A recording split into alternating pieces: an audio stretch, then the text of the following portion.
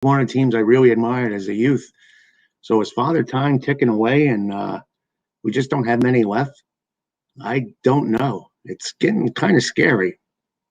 Like I went to the '69 Mets reunion 2 years ago. Yeah, 2019, when the 50th anniversary, then winning the World Championship. And Father Time waits for no one, like the Rolling Stones said. Time waits for no one, and it won't wait for me.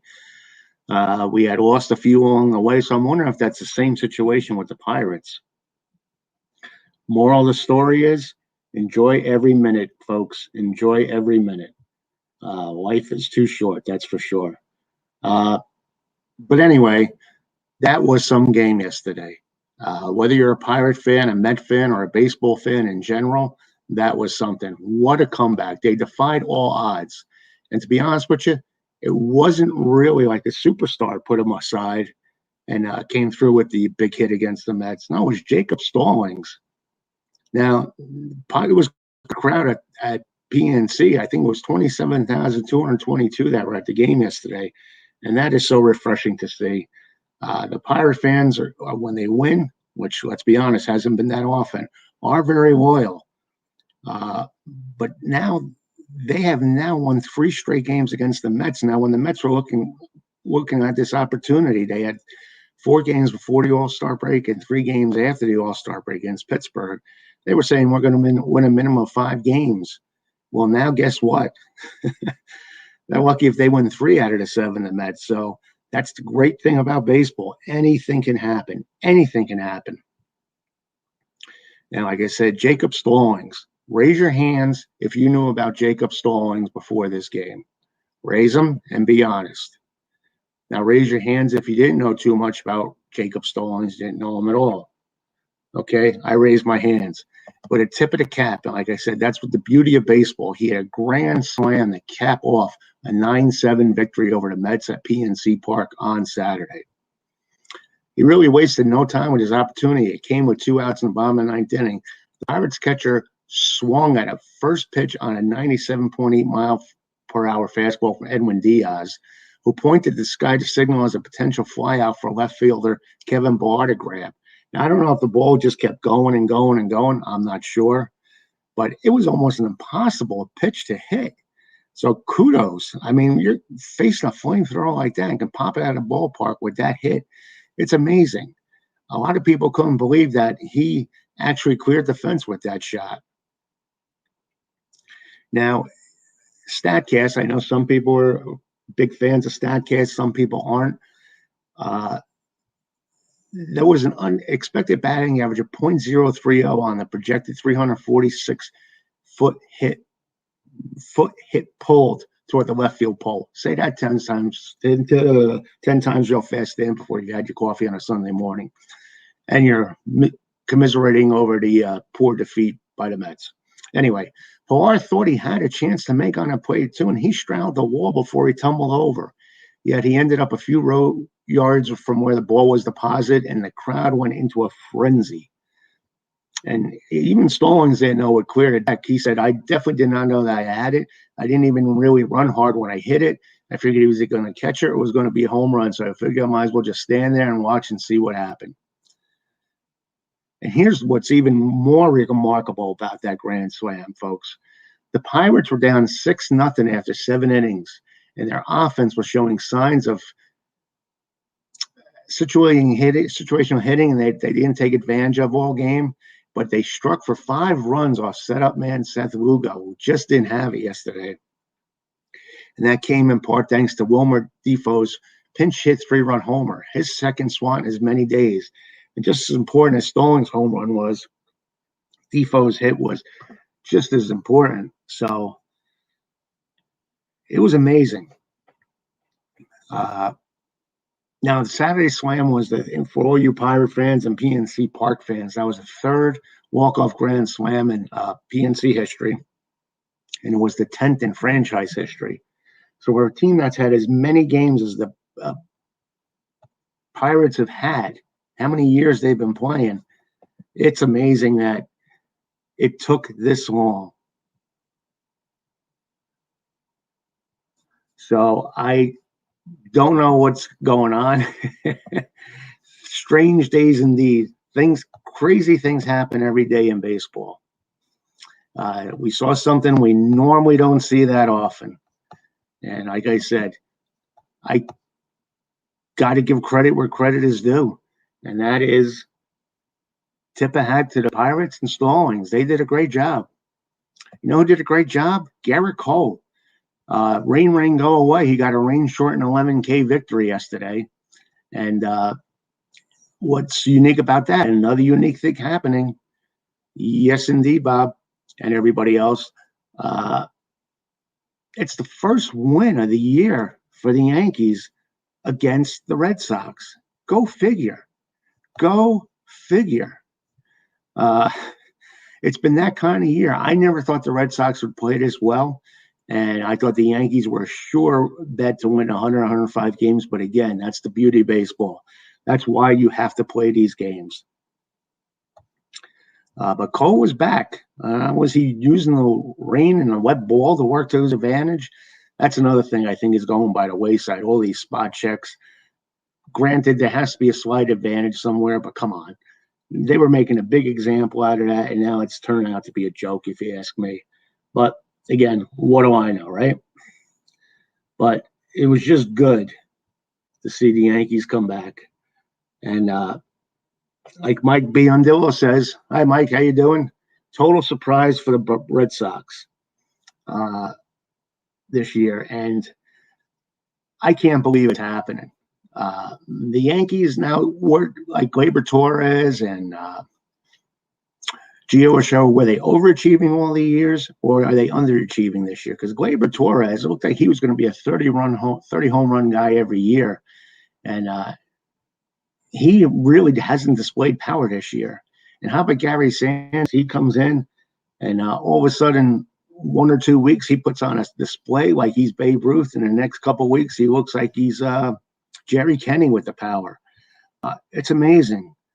And it was good to see Cole.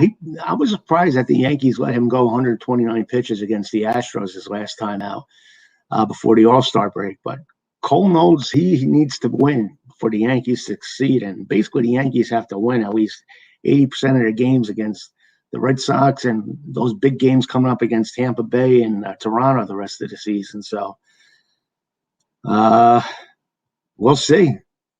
And Cole didn't have his designated catcher either. Kyle Higashioka was on the COVID-19 injured list, so he had no choice but to pitch to Sanchez. So maybe this was a breakthrough. Maybe good things happen for a reason. And Cole will now actually have to pitch to Higashioka. But like I said, Gleyber Torres, if he can start hitting, the Yankees might actually start breaking out of this. Now, Torres slugged 62 homers in his first 2 major league seasons, including a 38 homer performance in 2019. But since he's only had 7 since the beginning of last year's pandemic 20 season. So which Torres are we talking about here? We'll see. We'll see. Now, the Yankees are going to have a tough road with all these COVID-19 guys out of the lineup. So if they can get through this and get to August 1st, like within 5 or 6 games, they'll be in good shape. But the only way they're going to do that is to beat the Red Sox. So it's going to be curious to see what happens. Tonight's another big game. And we'll see. It's going to be fun. Now, it wasn't fun, unfortunately, was what happened outside the Nationals ballpark yesterday. That's just very, very sad. I don't know about you guys, but when something like that happens, it really, really hurts. I just don't know what to say. The game was suspended in the middle of the 6th inning Saturday night after a shooting was reported outside the third base gate at Nationals Park. And between the bottom and the 6th, top and the bottom of the 6th, loud noises sounding like gunshots rung out from the third base side of the ballpark. And there was a commotion broke out. A commotion broke out inside the stadium. The fans ran for the concourse away from the incident, and some even ran onto the field. And the fans were told to stay in the ballpark. So I think the Nationals handled it well. I didn't see it as it happened. I'm only going by reports. But at least 4 people were wounded outside the ballpark. And the shooting took place on N Street in South Capitol SW per the DC police adjacent to the ballpark's third base gate. Now, the Padres led 8-4 at the time of the incident, and the game is scheduled to resume at 1:05 p.m. on Sunday and will be completed as a 9-inning game. The regularly scheduled game will follow on Sunday. Oh, Mike Biondell, good. I like Mike. He's a good contributor to the group, and he's throwing some good questions out this year. He's asking, how about the NLS? How you see that one for the second half? Well, Mike, if you asked me in the beginning of the year, I had the Dodgers challenging the Mariners, 116-game win season. And you know what? I still think there's too much talent on that team not for them to win. I think the Padres are really going to give them a battle. And when I did my previews, I don't know if you guys saw it on YouTube. You can go back and look. I did a preview on each team on how they would do. And I said the Giants are one of these teams where they have talented players who could have their last swan song year and see what they do. And they could win maybe 85, 88 games and compete for a wild card.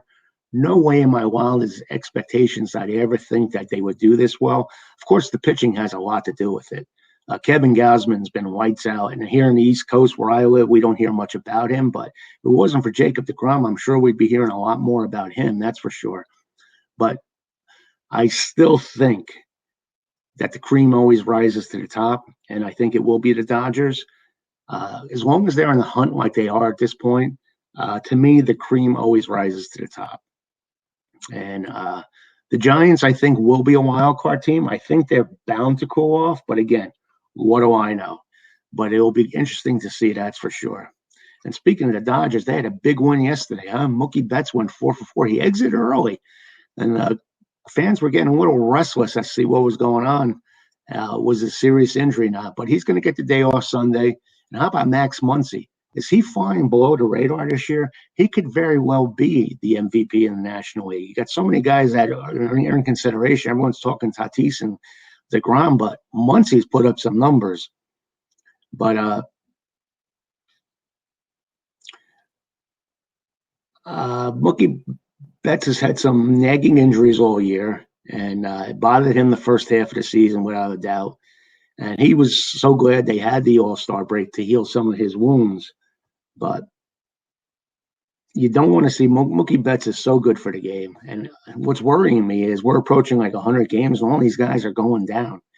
And I think that 60-game schedule last year had a lot to do with it, as players' bodies probably haven't built up the resiliency to a 162-game schedule, playing only 60 games last year. So basically, it's been 2 years since they played a full slate. So we'll see. Like I said, you need Betts in there, so hopefully they rest him, heal him well.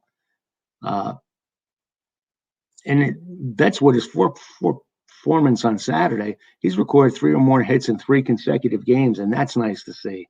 Everybody loves it when Mookie Betts is doing well, except for maybe Red Sox fans. You guys still miss Mookie Betts? Yeah, I get you. I feel your pain. And like Mike Biondell says, Muncy is crushing it. And that shows you how deep the Dodgers are. They are really, really good. And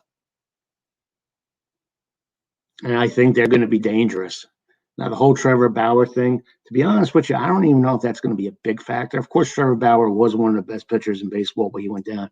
But from the gist I'm getting from the players themselves, they're not too fond of Bauer. They're not giving him much support. So once again, maybe Bauer spells I, puts I in the word team, and it's him before the team. And that's certainly what it looked like, especially when he was a free agent and playing the market. Let's face it, he jerked off the Mets till the very end, to the last day before he signed. So it tells you something about his character. But I'm not going to pass judgment on anybody. I don't know the man. I'm just going by what I hear and see. So, but I think the Dodgers will do fine without him. But who's getting ready for the playoff races? They are going to be something else, aren't they? And we're just talking about the National League West. It is going to be a fun race. It's definitely going to be the best of the 3 teams in the National League competing for title, and the other two probably fighting for the slot and the wild card home field advantage. Like I said, what the Giants are doing is just amazing. And like I said, to me, the Dodgers are still the favorite, but you never know. Who would have thought the Giants would be in first place right now? So you never know. And in the American League East, I keep saying, the Yankees are going to wake up, but the team I really think is going to be scary, not only this year, but going forward is the Toronto Blue Jays. That team is stacked. And it's all young players coming into their prime. And the pitching and everything else, they're going to do fine. Don't worry about your Toronto Blue Jays if you're a Blue Jay fan. And guess what? They're coming home. They're coming home. And that's going to be fun to see. And I think Toronto's going to be starved for some baseball, and they're going to be loving it. But the Rays, they're deep as usual, and they're eager to defend their title. There's something about the Rays. They got a chip on their shoulder. They don't have the most talent, but they fundamentally play the game the way it should be. And that is so much fun to see. Now, the Red Sox are my concern. I mean, the Red Sox have a great everyday lineup, but their pitching's a little thin. Now, Rodriguez is pitching well in the rotation lately for the Red Sox. And if Chris Sale can come back, I think that'll really help their situation. But I'm still a little concerned about their pitching. But we'll see what happens there. And now we kind of know that the AL Central's a done deal, don't we? Yeah, that's the White Sox, win or lose. But the wild card race in the American League is going to be fantastic. If you look at the standings, there's like 7 teams that can still get the wild card. You got Tampa Bay and Oakland. You got Seattle, Toronto, the Yankees, Cleveland, the Angels. And the amazing thing is only 2 will make the wild card. And they're all good teams. They're all over 500, these teams. And you know who's next up in the wild card race? Keep this in mind when you're thinking about who's going to do well in the future. Detroit. Detroit has really surprised a lot of people at this point. Now, Seattle and Cleveland look a little wobbly. Cleveland, they're always getting rid of players, and to me, that hurts morale. And I don't think they're going to make the race to the end. In Seattle, it's going to be tough for them. Seattle's run differential is like minus 50 last time I checked. So they're defying all the odds, but don't be discouraged, Mariner fans. The Mariners are going to be here for the next few years. They are doing it the right way, building the foundation and doing it. I just don't want to see Trader Joe, DePoto, go ahead and start making crazy deals at the deadline, thinking that they can win this thing. Stay patient. You got the talent. You've been pulling off some good deals to get the talent. The farm systems and paying off for you. The Blue Jays, Yankees, and Angels have that talent, that everyday lineup talent. And it'll be interesting to see what they do before the deadline ends. But for some reason, I always think it's going to be the A's in there. I don't know how you guys think about that, but we'll see. And then the National League East, who's going to remember? Who remembers the beginning of the year when everyone thought the National League East was the strongest division in baseball? Remember when the Mets looked so injured they never be able to recover? Well, Carrasco and Syndergaard are on their way back. But guess what? Now Lindor's out for probably, who knows, maybe a month or so. It's just crazy. It's just crazy. And now there's question marks about DeGrom. He's had all kind of injuries all year. Now he's got forearm tightness. So we'll see how that works out for him.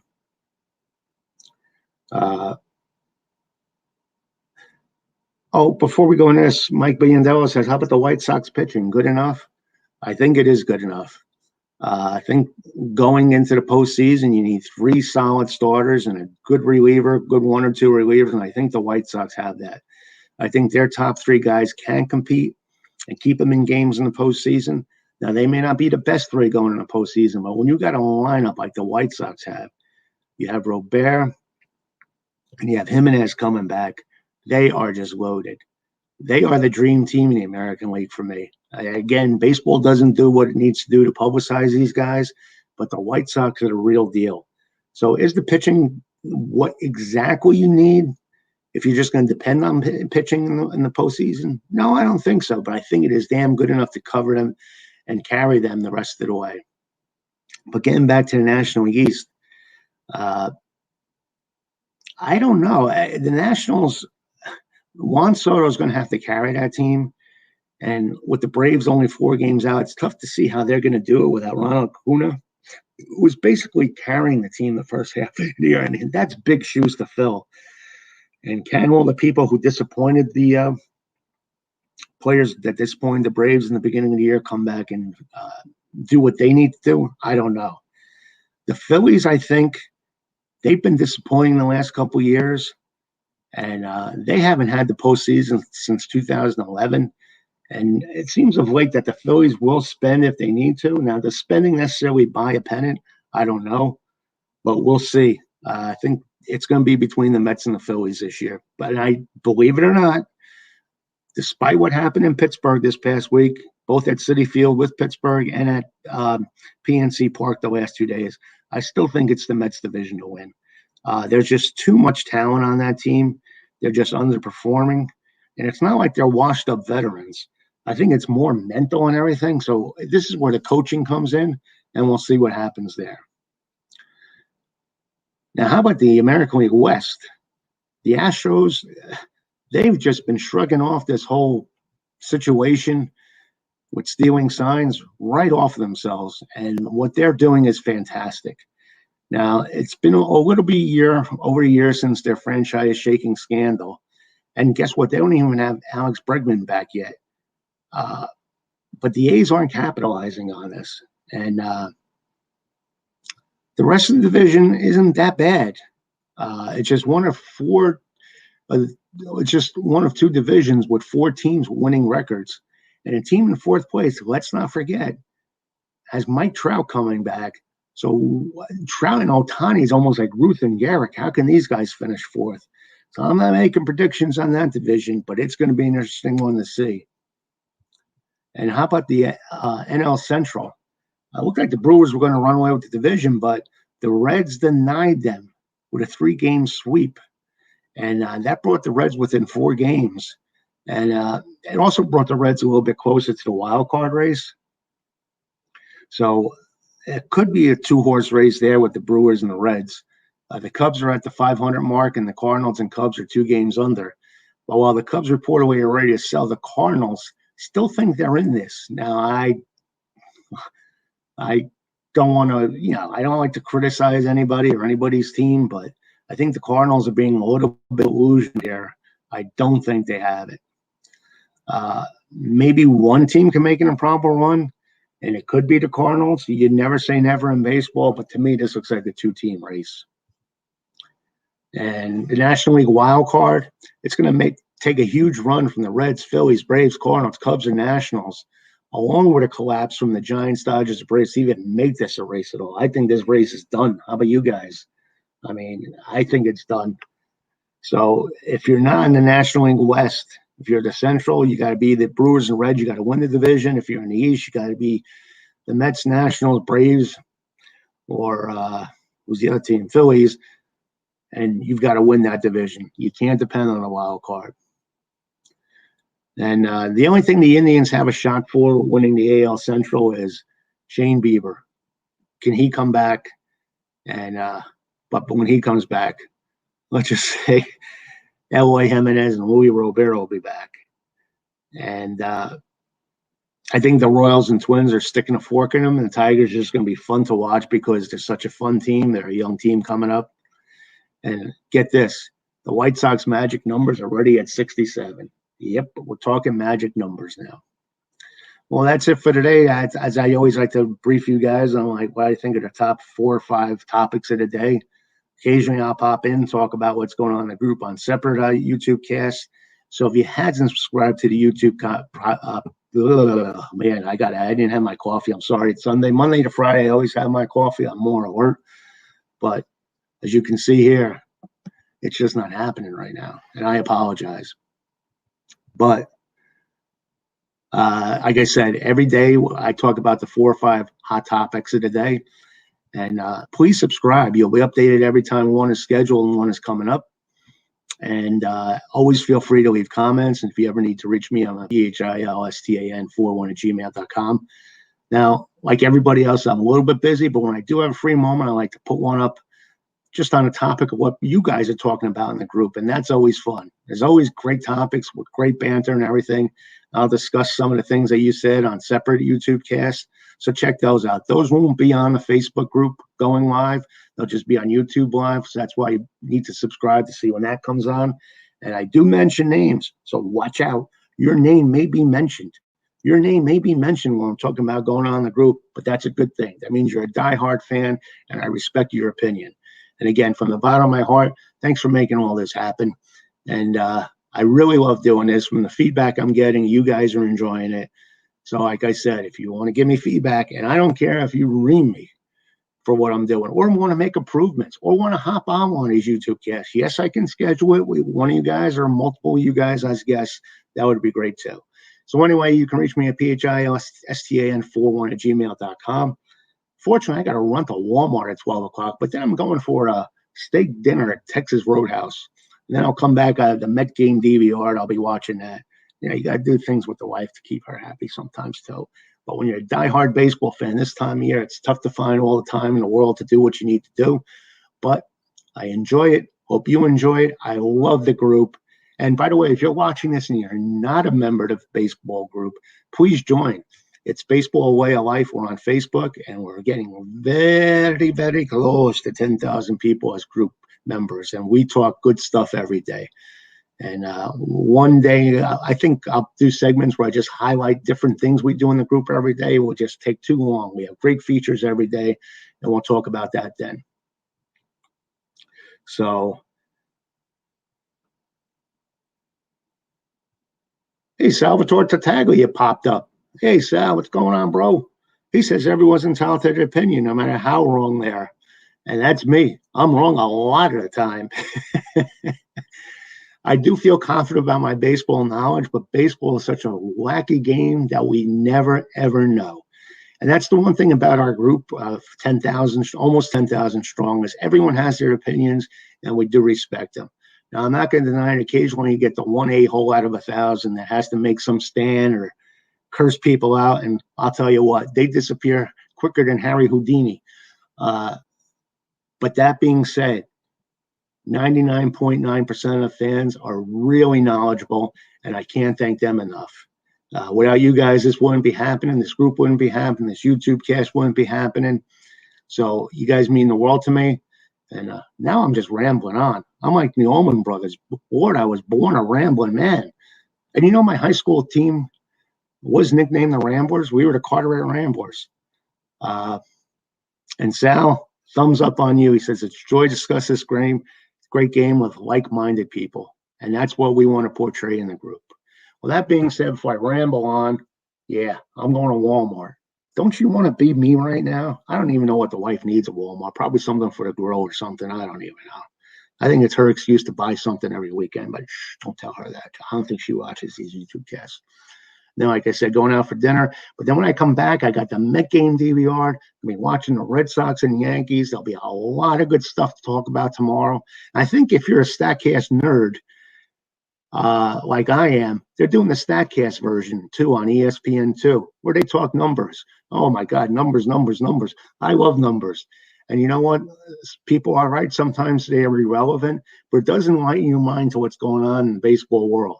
So check that out. Yeah, sometimes I can't deal with A-Rod on a regular basis. Sorry. I actually liked him his first few times as an